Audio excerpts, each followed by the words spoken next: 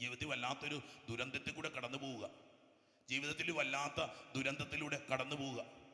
അപ്പം വിളിച്ചു, ആരൊക്കെയോ ഫോൺ നമ്പർ കൊടുത്തു, എന്നെ വിളിച്ചു. വലിയൊരു മനുഷ്യനാണ്, അങ്ങനെയൊന്നും പറയാനുള്ള അവകാശമൊന്നും എനിക്കില്ല എന്നറിയാം. ഞാൻ ചോദിച്ചു, സർ ഞാനൊരു കാര്യം പറഞ്ഞ് ചെയ്യാച്ചോ?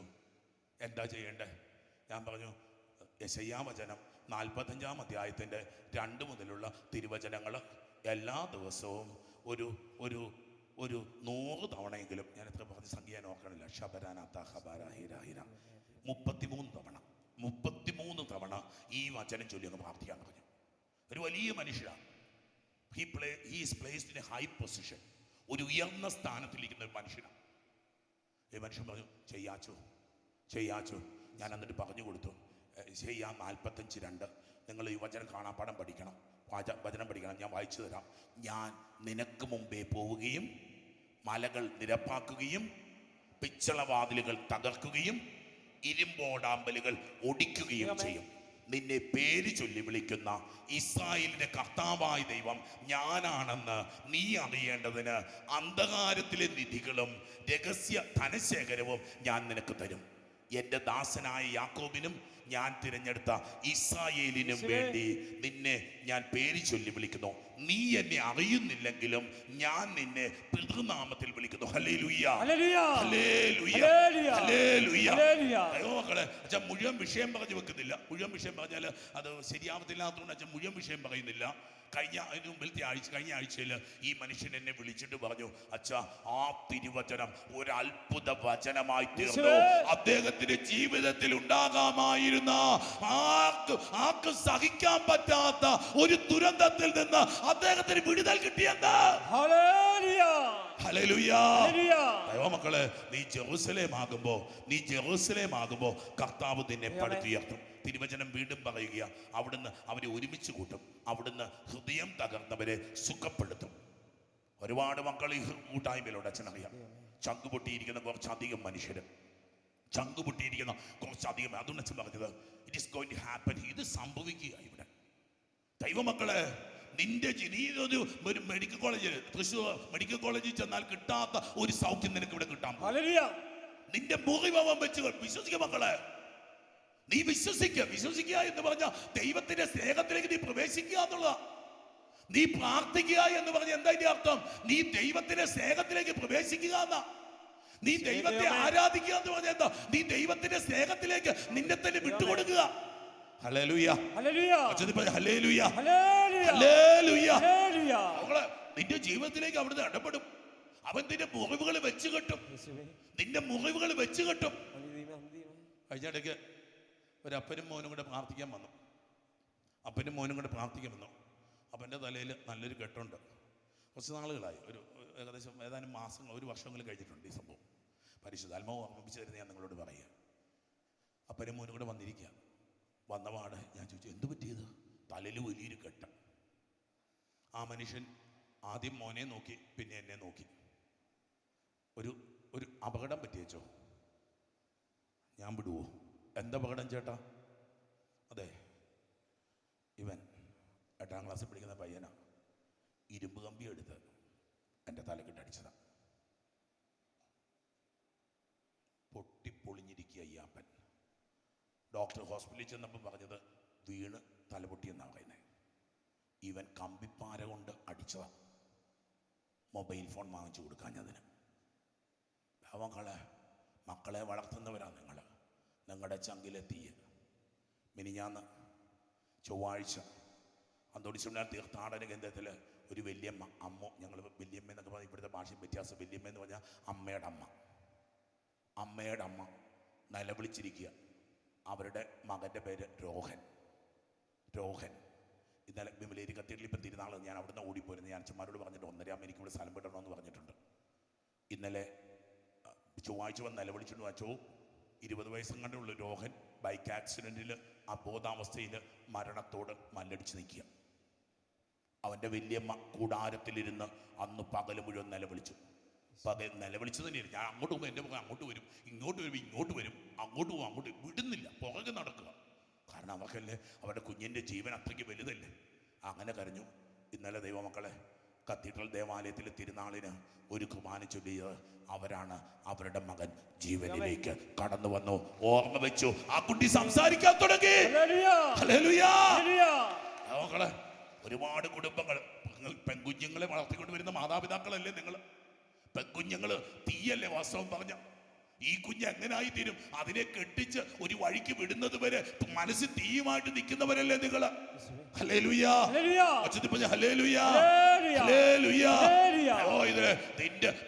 നിന്റെ ജീവിതം കർത്താവിലാണെങ്കിൽ, നീ വസിക്കുന്നത് ജെറുസലേമിലാണെങ്കിൽ, നീ ജെറുസലേമാണെങ്കിൽ നിന്റെ കുഞ്ഞിനെ പറ്റി നീ ഭയപ്പെടേണ്ടി വരില്ല. Hallelujah, hallelujah. എനിക്ക് പരിചയമുള്ള ഒരു ഡോക്ടർ കുടുംബം, അച്ഛനച്ഛനും പരിശുദ്ധാത്മാവ് പറഞ്ഞിരുന്നു. ഞാൻ ഈ സംഭവങ്ങൾ പെട്ടെന്ന് പറയണേ. ഒരു ഡോക്ടർ കുടുംബം, ഒറ്റ മോനേ ഉള്ളൂ. അവനും MD ഡോക്ടറാണ്. അവന് കാർഡിയോളജിസ്റ്റാണ്, വളരെ ഫേമസ് ആയിട്ടുള്ള ഡോക്ടറാണ്. അവൻ്റെ കല്യാണാലോചന വന്നു. സ്നേഹിച്ചൊന്നുമല്ല, ഇത് അറേഞ്ച് മാര്യേജ്. 2-3 കല്യാണങ്ങൾ കണ്ടു. വലിയ കല്യാണം, കൊമ്പത്തെ കല്യാണങ്ങൾ. അവൻ പറഞ്ഞു എനിക്കത് വേണ്ടെന്ന് പറഞ്ഞു. എന്തോ ദൈവം ഇടപെട്ടു. വേറൊരു പെങ്കൊച്ചു വന്നു. ആ കല്യാണാലോചന നടന്നു. അവന് അവളെ ഇഷ്ടപ്പെട്ടു. പക്ഷെ എന്തോ മാതാപിതാക്കൾ ഡോക്ടേഴ്സാണ്. അവർക്ക് ആ കല്യാണം ഇഷ്ടപ്പെട്ടില്ല. അവർ പറഞ്ഞു നടക്കില്ല എന്ന് പറഞ്ഞു. ഭയങ്കര ഉടക്കം. ഇവൻ പറഞ്ഞു അതിനൊരു കുഴപ്പമില്ല, ഒരു പാവം പിടിച്ച കുട്ടിയാണ്, അവളും ഡോക്ടറാണ്. ഞാൻ സ്നേഹിച്ചൊന്നും പോകുന്നതല്ലല്ലോ, പപ്പ കൊണ്ടുപോയി കാണിച്ചു തന്നതല്ലേ. എനിക്കിഷ്ടപ്പെട്ടു. എൻ്റെ കൂട്ടുകാരോട് അന്വേഷിച്ചവളെ പറ്റി, അവൾ നല്ലതാണെന്ന് പറഞ്ഞു. അപ്പം പറഞ്ഞു എനിക്ക് ജീവനുള്ളത്രയും കാലം ഈ കല്യാണം നടത്തത്തില്ല. ദൈവമക്കളെ, ഇവന് ഇന്ന് രാവിലെ ഞാൻ ഇവിടെ വന്നു കഴിഞ്ഞപ്പോൾ മൊബൈൽ ഫോൺ അടിച്ചു. അവൻ്റെ നമ്പർ കണ്ടപ്പോൾ ഞാൻ എടുത്തു. അവൻ ഇന്ന് എന്നോട് ചോദിക്കുക, അച്ഛാ അങ്ങനാണെങ്കിൽ പപ്പാൻ പറയുന്ന കല്യാണത്തിന് ഞാൻ സമ്മതിക്കട്ടെ? അങ്ങനെയുണ്ട് മക്കള്. അവൻ ഡോക്ടർ. ഈ അപ്പൻ്റെ മുമ്പിലൊന്നും കുനിഞ്ഞു നിൽക്കേണ്ട കാര്യമൊന്നും അവനില്ല. 10-30 വയസ്സുള്ള യുവാവ, സ്നേഹിച്ച് കിട്ടിയൊന്നുമല്ല, പുറകെ നടന്നൊന്നുമല്ല. അവൻ്റെ സഭാവിഭാഗത്തിൽ തന്നെ പെട്ട പെൺകുട്ടിയാണ്, അന്തസ്സോടെ ജീവിക്കുന്ന പെൺകുട്ടിയാണ്. അവൻ വിളിച്ച വന്നേനെ. പക്ഷെ അവൻ ഇന്ന് എൻ്റെ ചങ്കി കുത്തിക്കൊണ്ട് അവൻ ചോദിക്കുക, ചങ്കി തന്നെ കുത്തി. ഞാൻ പറഞ്ഞു മോനെ നീ പ്രാർത്ഥിക്കാൻ പറഞ്ഞിട്ട് ഇവൻ പറയാ, ഇല്ലച്ച എങ്ങനെങ്കിലും ഈ കല്യാണം നടന്നാലും പപ്പായ്ക്കും അമ്മായിക്കും അത് വല്ലാത്ത സങ്കടമാകും. അങ്ങനെയുണ്ട് മക്കളെ, ഈ പപ്പായും അമ്മായിക്കും സങ്കടം. ഇവൻ ദിവസവും ദേവാലയത്തിൽ വരും. അവൻ ദിവസവും മണിക്കൂറുകളിൽ പ്രാർത്ഥിക്കുന്ന ഒരു കാർഡിയോളജിസ്റ്റ് ഡോക്ടറിന്റെ കഥയാ ഞാൻ നിങ്ങളോട് പറഞ്ഞത്. ഹല്ലേലൂയാ. നിങ്ങളുടെ ഹൃദയത്തിന്റെ മുറിവുകളെ വെച്ച് കെട്ടാൻ ഉണക്കുവാൻ നിന്റെ ദൈവത്തിന് കഴിയുമെന്ന് വിശ്വസിക്കണം മക്കളെ, വിശ്വസിക്കണം. അങ്ങനെ കൊണ്ട് വല്ലാതെ അസ്വസ്ഥപ്പെട്ടു പോകല്ല. ഹല്ലേലൂയാ, ഹല്ലേലൂയാ. അവിടുന്ന് സൗഖ്യപ്പെടുത്തുകയും അവരുടെ മുറിവുകൾ വെച്ച് കെട്ടുകയും ചെയ്യും. ഞാൻ തുടർന്നുള്ള വാക്യങ്ങളിലേക്ക് വരിക, അവസാന വാക്യങ്ങളിലേക്ക് വരിക. 12-ാം വാക്യം, 147 സങ്കീർത്തനമായി എടുത്ത് തുറന്നു വെച്ചേക്കുന്നത് 12-ാം വാക്യം. ജെറുസലേമേ കർത്താവിനെ സ്തുതിക്കുക. ദൈവമക്കളെ, ഇസ്രായേലിന്റെ നിയമം, ഒരു പുരോഹിതൻ മണിക്കൂറുകളിൽ ഇത് കർത്താവിനെ സ്തുതിക്കണം. ഒരു സന്യാസിനി, ദൈവപൈതൽ, നീ ഒരു വിശുദ്ധനാവും വിശുദ്ധിയാവും. വേറെ ഒരു രഹസ്യം നീ അറിയണ്ട. നീ മണിക്കൂറുകൾ ദൈവസന്നിധിയിൽ സ്തുതിക്കാൻ പറ്റുമെങ്കിൽ നീ മണിക്കൂറുകൾ ദൈവസന്നിധിയിൽ ദൈവത്തെ സ്തുതിക്കണം. ഒരു സന്യാസിനി സ്തുതിക്കണം. നമുക്കൊക്കെ ഒരുപാട് ജോലികൾ, ഒരുപാട് തിരക്കുകളാണ്. But your priority and primary duty is to praise the Lord. Hallelujah. Hallelujah. ഒരു ബിസിനസ്സുകാരൻ, ഒരു അധ്യാപകൻ, ഒരു ഡോക്ടർ നിന്റെ ജീവിതത്തിൽ ദൈവത്തെ സ്തുതിക്കും മക്കളെ. ഈ ജൂബിലി കൺവെൻഷനിൽ പങ്കെടുക്കുമ്പോൾ നീ ഒരു ജെറുസലേമായി മാറണം. നിന്റെ ഭവനം ദൈവസ്തുതി കൊണ്ട് നിറയണമെന്ന് ദൈവത്തിന്റെ പരിശുദ്ധാത്മാവ് ആഗ്രഹിക്കുക. ഹല്ലേലൂയാ, ഹല്ലേലൂയാ, ഹല്ലേലൂയാ. അടുത്ത വാക്യങ്ങൾ കേട്ടെ. അടുത്ത സിയോനെ നിന്റെ ദൈവത്തെ പുകഴ്ത്തുക. എന്ത് സംഭവിക്കും? അപ്പോ നിന്റെ കവാടങ്ങളുടെ ഓടാമ്പലുകൾ അവിടുന്ന് ബലപ്പെടുത്തും. നിന്റെ കുടുംബത്തിലേക്ക്, നിന്റെ ജീവിതത്തിലേക്ക് ഒരു ദുരന്തം കടന്നു വരില്ലെന്ന്. ദുരന്തം വന്ന ജീവിതങ്ങളെ പരിശോധിക്കുക, തകർച്ചകൾ വന്ന ജീവിതങ്ങളെ പരിശോധിക്കുക. നീ നിന്നെ ഒന്ന് പരിശോധിച്ച പൈതലേ. Hallelujah, hallelujah. വചനം പറഞ്ഞ ഹല്ലേലൂയ, ഹല്ലേലൂയ. സ്വരമേർത്ത് ഹല്ലേലൂയ, ഹല്ലേലൂയ. നീ ദൈവത്തെ തിരിച്ചറിയാതിരുന്ന കാലത്താണ് നിന്റെ ജീവിതത്തിൽ തകർച്ച വന്നത്. നീ ദൈവത്തെ തിരിച്ചറിയാതിരുന്ന കാലത്ത് നിന്റെ ജീവിതത്തിൽ ദൈവമില്ലായിരുന്നു. നീ ദൈവത്തെ ഉപേക്ഷിച്ച നാളുകളിൽ ദൈവം നിന്റെ കൂടെ ഇല്ലായിരുന്നു. ജെറമ്യാ വചനത്തിൽ പ്രവാചകൻ ഓർമ്മിപ്പിക്കുന്നുണ്ടല്ലോ, ദൈവത്തിന്റെ പരിശുദ്ധാത്മാവ് പ്രവാചകനിലൂടെ പറയുന്നുണ്ടല്ലോ. ജെറമ്യാ തിരുവചനത്തിലേക്ക് നമുക്കൊന്ന് പോകാം. ജെറമ്യാ തിരുവചനം പറയുക, എൻ്റെ ജനം വ്യർത്ഥത, രണ്ടാം അധ്യായം 11 വാക്യത്തിന്റെ 2 ഭാഗം, എൻ്റെ ജനം വ്യർത്ഥതയ്ക്ക് വേണ്ടി തങ്ങളുടെ മഹത്വം കൈവടിഞ്ഞിരിക്കുന്നു. ദേവാലയത്തിനൊരു മഹത്വമുണ്ടെന്ന് ഇന്നലെ ഒരു പെൺകുട്ടി പള്ളി വരുന്ന പെങ്കൊച്ച, അവൾക്കൊരാഗ്രഹം, അച്ഛൻ്റെ ഊഹാല ഒന്ന് തയ്ക്കണമെന്ന്, അച്ഛനൊരു സ്റ്റോള് തയ്ച്ചു തരണമെന്ന്. എൻ്റെ ദൈവങ്ങളെ, കർത്താവ് പലതും പഠിപ്പിക്കാറുണ്ട് നമ്മളെ. ഈ വചനം പറയുമ്പോഴും ഞാൻ ഓരോന്നും ജീവിതത്തിൽ പഠിച്ചുകൊണ്ടിരിക്കുക മക്കളെ. ഒരു ഹൈന്ദവ പെൺകുട്ടി വന്നിട്ട് എന്നോട് ചോദിക്കുക, അച്ഛോ ഇതൊരെണ്ണം തയ്ച്ചു തരട്ടെ. എനിക്ക് തയ്ച്ചാൽ കുഴപ്പമുണ്ടാവുക അച്ചോ, ഞാൻ തയ്ച്ചാൽ അച്ഛനത് ഇടുവോ അച്ചോ? ഞാൻ പറഞ്ഞു, എൻ്റെ പൊന്നുമോളെ, നീ തയ്ച്ചാൽ അതിന് അഭിഷേകം കൂടും മോളെ, നീ തയ്ച്ചാൽ അതിന് അഭിഷേകം കൂടും. അച്ഛാ എനിക്കത് തൊടാൻ പറ്റുമോ? തൊടാൻ പറ്റുമല്ലോ മോളെ. അച്ഛൻ്റെ മോഡൽ തരാമോ? മോഡൽ കൊടുക്കുമ്പോൾ വെള്ളത്തുണിയിൽ വാങ്ങിക്കുക, വെള്ളത്തുണിയിൽ. അവൾ കൈ നീട്ടി ദൈവങ്ങളെ കൂളായിട്ട് ഞാനും നിങ്ങളും ഇതെടുത്ത് പിടിക്കും. ആ പെൺകുട്ടിക്കറിയാം ഇത് പൗരോഹിത്യമാണ്, ഇത് ക്രിസ്തുവാണ്. ഇത് ക്രിസ്തുവിന്റെ പ്രതീകമാണ്. പുരോഹിതൻ ഇതെടുത്ത് ധരിച്ചിരിക്കുന്ന എന്തിനാണെന്നറിയോ? ക്രിസ്തുവിനെ ധരിച്ചിരിക്കുക. ആ പെൺകുട്ടി ചോദിക്കുക, എനിക്കിത് തൊടാൻ പറ്റുമോ? വാക്യം പറഞ്ഞ് ഇച്ചിരി തമാശ. അവളെന്നോട് പറയുക, അവൾ കല്യാണം കഴിച്ചൊരു പെൺകുട്ടിയാണ്. അവളെന്നോട് പറയുക, അച്ചോ ഇതൊക്കെ ഞാൻ നേരത്തെ കേട്ടിരുന്നെങ്കിൽ, ഈ ദൈവത്തെ ഞാൻ നേരത്തെ അറിഞ്ഞിരുന്നെങ്കിൽ. അവളെന്നോട് പറയാം, ഞാൻ കല്യാണം കഴിക്കുകയില്ലായിരുന്നു. ഞാൻ മോളെ, കല്യാണം കഴിച്ചുകൊണ്ട് സ്വർഗമൊന്നും നഷ്ടപ്പെടത്തില്ല, സ്വർഗമൊന്നും അല്ല. അവളെന്നോട് പറയാം, എനിക്ക് മുഴുവനായിട്ട് ഈശോയ്ക്ക് വേണ്ടി ജീവിക്കാമായിരുന്നല്ലോ. ഏതാനും നാളുകൾ മാത്രം ദൈവത്തിന്റെ വചനം കേട്ട ഒരു കുട്ടി തൻ്റെ ജീവിതം വെക്കുക മക്കളെ. ഇതാ തിരുവചനം ജെറമ്യാ 2 പറയുകയാണ്, എന്നാൽ എൻ്റെ ജനം വ്യർത്ഥതയ്ക്ക് വേണ്ടി. അതേ മക്കളെ, വീണുപോയവരുടെ കഥകളൊക്കെ വ്യർത്ഥതയുടെ പിന്നാലെ പോയതിന്റെ കഥകളാ. അത് പൗരോഹിത്യമാണേലും, അത് സന്യാസമാണേലും, അത് കുടുംബങ്ങളാണേലും, കുടുംബജീവിതമാണെങ്കിലും, നീ സുവിശേഷത്തിന് വേണ്ടി നിന്നിട്ടുണ്ടെങ്കിൽ, നീ ദൈവത്തിന് വേണ്ടി നിന്നിട്ടുണ്ടെങ്കിൽ, നീ ആത്മീയ കാര്യങ്ങൾക്ക് വില കൊടുക്കുന്ന വ്യക്തിയാണെങ്കിൽ, നിങ്ങൾ ജീവിതത്തിൽ ഒരുപാട് കാര്യങ്ങൾ ചെയ്യേണ്ട ദിവസം ഈ ആലയത്തിൽ വന്നിരിക്കുമ്പോൾ ദൈവ പൈതലേ, there is something special and there is something extraordinary that you have to receive. Hallelujah. മക്കളെ, ഇന്ന് നിനക്ക് സ്വീകരിക്കാൻ ഒരു കാര്യമുണ്ട്, ഇന്ന് നിനക്ക് സ്വീകരിക്കാൻ ഒരു അഭിഷേകമുണ്ട്. ഹല്ലേലൂയാ. ഇതാ എൻ്റെ ജനം അവർ വ്യർത്ഥതയ്ക്ക് വേണ്ടി തങ്ങളുടെ മഹത്വം പിടിഞ്ഞിരിക്കുന്നു. അടുത്ത വാക്യങ്ങൾ കേട്ടെ, ആകാശങ്ങളെ ഭയന്ന് ഭയന്ന് നടുങ്ങുവിൻ. കാരണം ഇത് ഞെട്ടേണ്ട വിഷയമായത്, ഇത് ഞെട്ടിപ്പോകുന്ന വിഷയമാ. ദൈവം നിന്റെ ജീവിതത്തിലേക്ക് വരുന്നു, ദൈവം നിനക്ക് വലിയ അഭിഷേകം തരുമ്പോൾ അത് വേണ്ട എന്ന് നീ വെക്കുന്നത്. ആകാശങ്ങളെ നടുങ്ങി വിറയ്ക്കുവിൻ, സംഭവിക്കുവിൻ, ഞെട്ടി വിറയ്ക്കുവിൻ. കാരണം ദൈവമക്കളെ, നമ്മൾ ഈസി ആയിട്ട് ചെയ്യുന്ന ഒരു കാര്യത്തിന്റെ പേരിൽ ആകാശം ഞെട്ടിവിറക്കുക, ഭൂമി വല്ലാതെ കുലുങ്ങുക. മക്കളെ കണ്ടില്ലേ, ദേശത്ത് മഴ പെയ്യുന്നത് എപ്പോഴാണ്? ദേശത്ത് ഇതുവരെ നമ്മുടെ നാട്ടിൽ ഇല്ലാതിരുന്ന ദുരന്തങ്ങൾ ഈ നാട്ടിലേക്ക് വരുമ്പോ ഇത് വായിച്ചെടുക്കേണ്ട ഒരു സുവിശേഷമാണെന്ന് ഞാനും നിങ്ങളും എന്തേ തിരിച്ചറിയാഞ്ഞത്? കഴിഞ്ഞ മുമ്പിലത്തെ കൊല്ലം ഓഗസ്റ്റ് 15 ആ സമയത്ത് വെള്ളം പൊങ്ങിയത്. നമ്മുടെ കത്തീഡ്രലിലും നമ്മുടെ ബാസ്റ്റർ സെൻ്ററിലും എല്ലാം പാവപ്പെട്ട മനുഷ്യരൊന്നും താമസിക്കുകയായിരുന്നു. വെള്ളം പൊങ്ങി എല്ലാവരും വന്ന് താമസിക്കുകയായിരുന്നു. അവിടുത്തെ ഒരു SI ഉണ്ട്. അദ്ദേഹം വൈകുന്നേരം ആകുമ്പോൾ വണ്ടി ഓടിച്ചുകൊണ്ട് ഇങ്ങനെ വരും. വൈകുന്നേരം വരുമ്പോൾ ഞങ്ങൾ രണ്ടും കൂടെ കുറച്ച് വർത്താനം പറയും മനുഷ്യനോട്.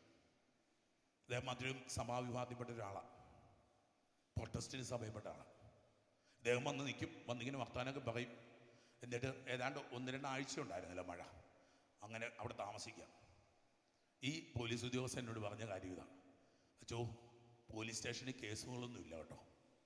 വെള്ളം പൊങ്ങുമ്പം എവിടെയാ പോലീസ് സ്റ്റേഷനിൽ കേസ് വരുന്നത്?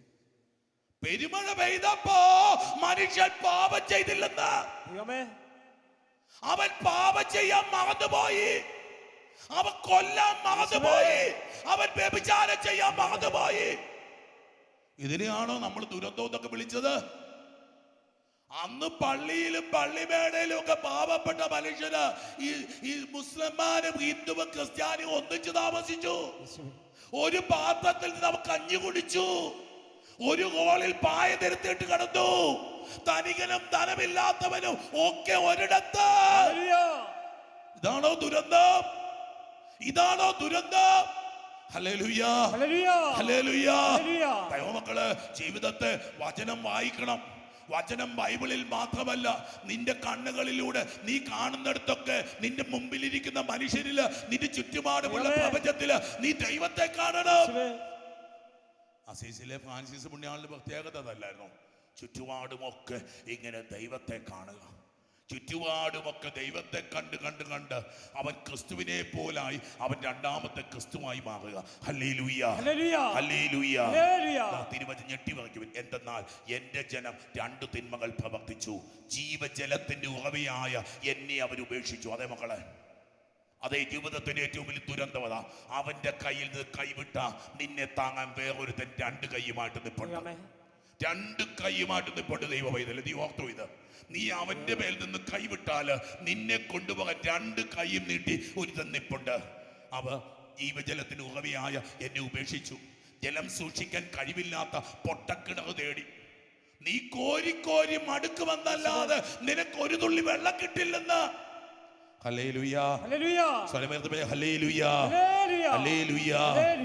തിരുവചനം പറയുകയാ, സിയോനെ നിന്റെ ദൈവത്തെ പുകഴ്ത്തുക, നിന്റെ കവാടങ്ങളുടെ ഓടാമ്പലുകൾ അവിടുന്ന് ബലപ്പെടും. ആ ഒരു തിന്മ നിന്റെ വീട്ടിൽ കയറിയ പൈതലേ, നീ ദൈവത്തെ ആരാധിക്കുന്ന, ദൈവത്തെ സ്തുതിക്കുന്ന ഒരു ദൈവ പൈതലാണെങ്കിൽ ഒരു തിന്മയും നിന്റെ ജീവിതത്തിൽ വരില്ല എന്ന് മാത്രമല്ല, നിന്റെ കുടുംബത്തിൽ ദൈവം ഉള്ളിടത്തോളം കാലം. കോട്ടയത്തൊരു മിണ്ടാമടമുണ്ട്. മിണ്ടാമടത്തിന്റെ വാതിക്കൽ, ഞാൻ മിണ്ടാമടത്തിലെ കപ്ലോന, അവരുടെ കുമ്പസാരക്കാരനാണ്. അവിടെ ചെല്ലുമ്പോൾ എപ്പോഴും ഞാൻ 2-3 തവണ ആവർത്തിച്ച് വായിക്കും. മനപ്പാടം ആ വാക്യം, എന്നാലും ഞാൻ പോയി ഒച്ചത്തിൽ വായിക്കും. എൻ്റെ മനസ്സിലോട്ട് കയറാൻ ദൈവമുള്ളവന് സമസ്തവും ഉണ്ട്. അവിടെ എഴുതി വെച്ചിരിക്കുക. അടുത്ത വാക്യം ഇതാണ്: ദൈവത്തെ എല്ലാറ്റിനും ഉപരിയായി സ്നേഹിക്കുന്നവൾക്ക് ഈ ഭവനം ഒരു സ്വർഗമായിരിക്കും. ദൈവത്തെ എല്ലാറ്റിനും ഉപരി സ്നേഹിക്കുന്നവൾക്ക് ഈ ഭവനം ഒരു സ്വർഗമായിരിക്കും. കൈയടിച്ച് കർത്താവിന് മഹത്വം കൊടുത്ത്. നിന്റെ ജീവിതത്തിൽ എല്ലാറ്റിനും ഉപരിയായി ദൈവത്തെ സ്നേഹിക്കുന്നുണ്ടെങ്കിൽ നീ ജീവിക്കുന്നത് സ്വർഗത്തിലായിരിക്കും, ജെറുസലേമിലായിരിക്കും. ഹല്ലേലൂയ. അതേ മക്കളെ, അങ്ങോട്ടും ഇങ്ങോട്ടൊക്കെ നോക്കിയിരുന്നപ്പോഴാണ് തെറ്റുകൾ പറ്റിയത്. അങ്ങോട്ടും ഇങ്ങോട്ടൊക്കെ നമ്മൾ ബൈബിൾ മുഴുവൻ തിരിച്ചു നോക്കിക്കും. ബൈബിൾ മുഴുവൻ തിരിച്ചു നോക്കിക്കും. ഉൽപ്പത്തി പുസ്തകത്തിന് ആദ്യ അധ്യായത്തിൽ കിടപ്പുണ്ട്. ദൈവത്തെ കേൾക്കുന്നതിന് പകരം വേറെ ആരാണ്ടെ പോയി കേട്ടു. ദൈവത്തെ നോക്കിയിരിക്കേണ്ടതിന് പകരം മറ്റു വല്ലതിനെയൊക്കെ നോക്കിയിരുന്നു. Hallelujah, hallelujah, hallelujah. നിന്റെ കവാടങ്ങളുടെ ഓടാമ്പലുകളെ അവിടുന്ന് ബലപ്പെടുത്തുന്നു. നിന്റെ കോട്ടയ്ക്കുള്ളിലുള്ള മക്കളെ അവിടുന്ന് അനുഗ്രഹിക്കുന്നു. എന്താ മക്കളെ നമുക്ക് ഈ രഹസ്യങ്ങളൊന്നും പിടികിട്ടാത്തത്? എന്തേ നമുക്കിതൊന്നും പിടികിട്ടാത്തത്? കുഞ്ഞുങ്ങളെ പഠിക്കാൻ ബാംഗ്ലൂർ വിടുമ്പോഴും കുഞ്ഞുങ്ങളെ വിദേശത്തേക്കൊക്കെ പറഞ്ഞു വിടുമ്പോഴും എന്തേ നമുക്കിത് കിട്ടാത്തത്? ദൈവത്തിന്റെ വചനമെടുക്കും മക്കളെ. ഇത് നീ വായിക്ക, ഇത് നീ പ്രാർത്ഥിക്ക, അത് സംഭവിക്കും. വചനങ്ങളൊക്കെ പ്രവചനങ്ങളാ, വചനങ്ങളൊക്കെ പ്രവചനങ്ങളാ. വചനങ്ങൾ സംഭവിക്കേണ്ടതാ. വചനം സംഭവിച്ചുകൊണ്ടിരിക്കുന്നു.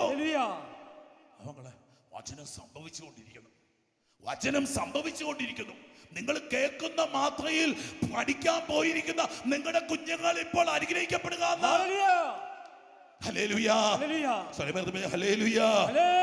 നിന്റെ കോട്ടയ്ക്കുള്ളിലെ മക്കളെ അവിടുന്ന് അനുഗ്രഹിക്കുന്നു.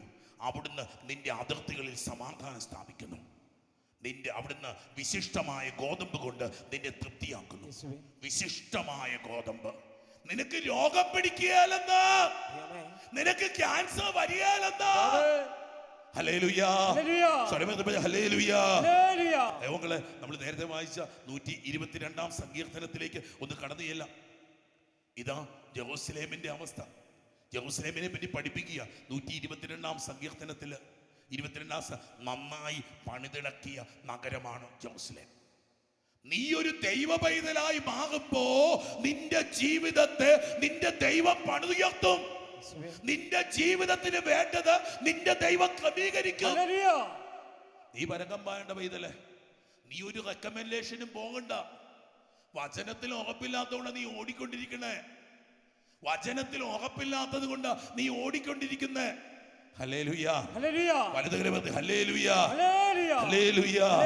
ഇതാ നന്നായി പണിതിടക്കിയ നഗരമാണ് ജെറുസലേം. അതിലേക്ക് ഗോത്രങ്ങൾ വരും. നിന്റെ അടുക്കൽ വന്ന് മക്കൾ അനുഗ്രഹിക്കപ്പെടാൻ പോവുക. അവസാന വാക്യങ്ങളിലേക്ക് നമുക്ക് ആ സങ്കീർത്തനത്തിന്റെ 122-ാം സങ്കീർത്തനത്തിന്റെ 5-ാം വാക്യം. അവിടെ ന്യായാസനങ്ങൾ ഒരുക്കിയിരിക്കുന്നു. ദൈവമക്കളെ, ജെറുസലേമിൽ നീതിയുണ്ടെന്ന്, ജെറുസലേമിൽ ന്യായമുണ്ടെന്ന്. ജെറുസലേമിലെ ന്യായത്തിന്റെ പേരാണ് ഗ്രീക്ക് ഭാഷയിൽ സ്പ്ലെങ്കൻസോമായി, അല്ലെങ്കിൽ ഹെബ്രായ ഭാഷയിൽ ഹെസത്ത് എന്ന് വെച്ച കരുണ. അമ്മയുടെ ഗർഭപാത്രത്തിന്റെ ചലനം. ഒരു അമ്മ ഗർഭിണിയായിരിക്കുന്ന ഒരു മകൾക്ക് തന്റെ കുഞ്ഞിനോട് തോന്നുന്ന അടുപ്പം. മക്കളെ, നീ ജെറുസലേമിലായിരിക്കുമ്പോ നിനക്ക് കിട്ടുന്ന അഭിഷേകമായത്, ദൈവം നിന്നോട് കാണിക്കുന്ന ഒരു വലിയ കരുണയായത്. അപ്പോസ്തലൻ പറയും, ഞാൻ ദുർഭകനായ മനുഷ്യൻ. ഇല്ല പൈതലേ, കർത്താവ് നിന്നെ ന്യായീകരിക്കുക. കർത്താവ് ന്യായീകരിച്ചവരെ ആര് കുറ്റം വിധിക്കും?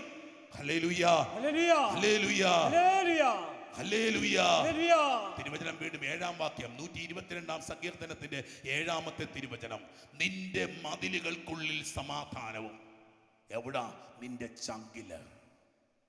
നിന്റെ ചങ്കില് സമാധാനം. പുഞ്ചിരിക്കാൻ പറ്റുമോ മക്കളെ? ജീവിതത്തിന്റെ പ്രതിസന്ധികളിലും ജീവിതത്തിന്റെ സങ്കടങ്ങളിലും. ഏതാനും നാളുകൾക്ക് മുമ്പ് ഒരു കൊച്ച്, അവൻ ബൈക്ക് ആക്സിഡന്റിൽ മരിച്ചുപോയി. എൻ്റെ സുഹൃത്ത് വൈദികൻ്റെ ഒരച്ഛൻ്റെ CMI സഭയിൽ അച്ഛനാണ്. അച്ഛൻ്റെ പെങ്ങളുടെ മകൻ. അവൻ ദുബൈ ജോലി ചെയ്യുമായിരുന്നു. ദുബൈ ജോലി ചെയ്യുന്നു. ഒറ്റ മകൻ, ഒരാണും ഒരു പെണ്ണും. അവൻ പള്ളി വന്നിച്ച് പോയതാണ്. അന്തോണിസ് പുണ്യാളിൻ്റെ പള്ളി വന്നിച്ച് പോയതാണ് ഒരു ചൊവ്വാഴ്ച രാത്രി. അവൻ കയറിപ്പോകുമ്പം അവൻ ഓവർടേക്ക് ചെയ്തു. പക്ഷെ അവിടുന്ന് വേറൊരു വണ്ടി വരുന്നുണ്ടായിരുന്നു. അവൻ കണ്ടില്ല. ഓൺ ദ സ്പോട്ട് കൊച്ചു സ്വർഗത്തിലോട്ട് പോയി. എൻ്റെ സുഹൃത്ത് അച്ഛൻ. എനിക്ക് വല്ലാത്ത സങ്കടമായി. കാരണം പള്ളി വന്നിട്ട് ഇവിടെ വന്നിട്ട് നിങ്ങൾക്ക് എന്തെങ്കിലും പറ്റിയാൽ അച്ഛന്മാരുടെ സങ്കടം നിങ്ങൾക്ക് അറിയില്ല. വല്ലാതെ വേദനിക്ക് പാവങ്ങൾ. അതുപോലെ അവിടെ വന്നിട്ട് ആഖിൽ എന്തെങ്കിലും പറ്റിയെന്ന് കേട്ടാൽ എനിക്ക് വല്ലാത്ത സങ്കടം. പിറ്റേ ദിവസവും ഇങ്ങനെ ഫ്യൂണറൽ വെച്ചിരിക്കുന്നത്. ഞാനിങ്ങനെ ഓർത്ത്, ദൈവമേ എങ്ങനെ പോവും അവിടെ? ആ അമ്മയെ പോയി എങ്ങനെ നോക്കണേ? അങ്ങനെ ഞാൻ വിഷമിച്ച് അവിടെ ചെല്ലുക. അവിടെ ചെന്നു. അവരെല്ലാം ഇങ്ങനെ ഇരിപ്പുണ്ട്. ഞാൻ ചെന്ന് ഒ പി സി ഒല്ലിയിട്ട് ഞാൻ അമ്മയുടെ മുഖത്തൊന്നും നോക്കുന്നേ ഇല്ല. ഒ പി സി ഒല്ലിയിട്ട് ഞാൻ ഈ അമ്മയുടെ അടുക്കിലേക്ക് ചെല്ലുക. അമ്മയൊന്ന് ആശ്വസിപ്പിച്ച് ഒന്ന് പ്രാർത്ഥിച്ചിട്ട് പോകാമെന്ന് വിചാരിച്ച് ഞാൻ ചെന്നു. അമ്മ എഴുന്നേറ്റ് കൈകൂപ്പി നിൽക്കുക. അവരുടെ മുഖത്ത് വല്ലാത്തൊരു പ്രകാശം. ഞാനൊന്നും മിണ്ടിയില്ല. അമ്മ ഇങ്ങനെ കൈകൂപ്പി, ഞാൻ കൈ ചേർത്ത് പിടിച്ചു. അമ്മ പറഞ്ഞു, നന്ദിയുണ്ടച്ചു, അവൻ സ്വർഗത്തിലേക്കാണല്ലോ പോയത്. ഇന്നലെ അവിടെ വന്നവൻ കുമ്പസാരിച്ചായിരുന്നു. ഇന്നലെ അവൻ വന്ന് കുർബാന സ്വീകരിച്ചായിരുന്നു. എൻ്റെ മോൻ സ്വർഗത്തിലാണ്.